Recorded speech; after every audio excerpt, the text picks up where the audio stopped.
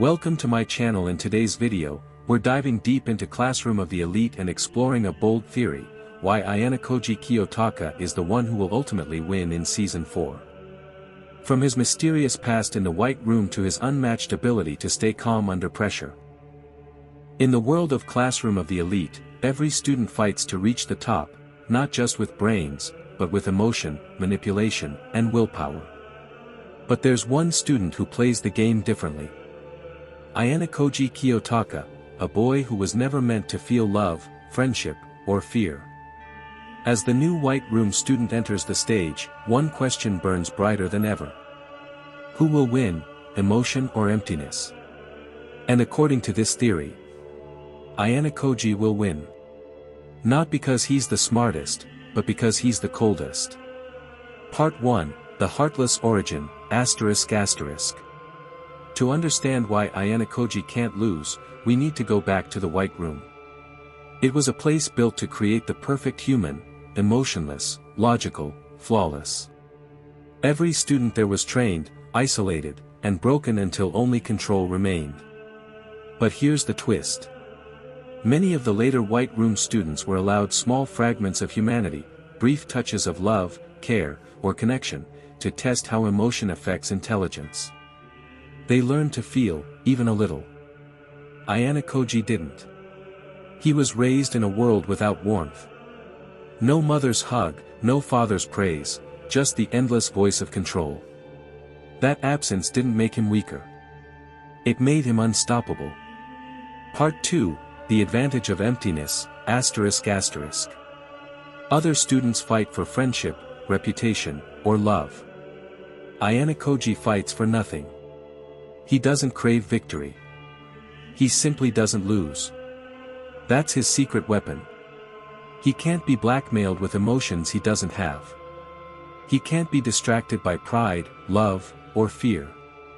Every rival, from Ryuan to Nagumo, eventually collapses under their own desires. But Ayanokoji? He walks through chaos like it's a chessboard. He observes, calculates, and moves. No ego. No weakness. No hesitation. By the way, if you're enjoying this so far, take a second to subscribe. It really helps the channel grow and keeps you updated when I drop new videos. Alright, now let's get back to it. Part 3, The New White Room Student, ****. A new challenge appears, a student from the White Room itself. A person trained just like him, but with one key difference. They've felt love. This new student understands human emotion. They can charm, manipulate, and connect in ways Ayanokoji never could. But that's exactly why they'll fail. Because love creates fear. Attachment creates weakness.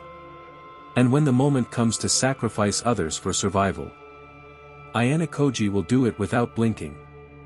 The other White Room student will hesitate. And in Classroom of the Elite, 1 second of hesitation is enough to lose. Part 4, The Psychological War, ****. Ayanokoji won't just fight tests or classmates. He'll fight ideology, the question of what it means to be human. Can a person without emotions truly live? Or is emotion the very thing that limits us? His enemies will try to expose his heart, threaten Kei, Horikita, or anyone he begins to care about. But the truth is, he's not attached to them in the way people think. He protects them not because he loves them, but because they're pieces in his grand design. And that's what makes him terrifying. Conclusion, ****.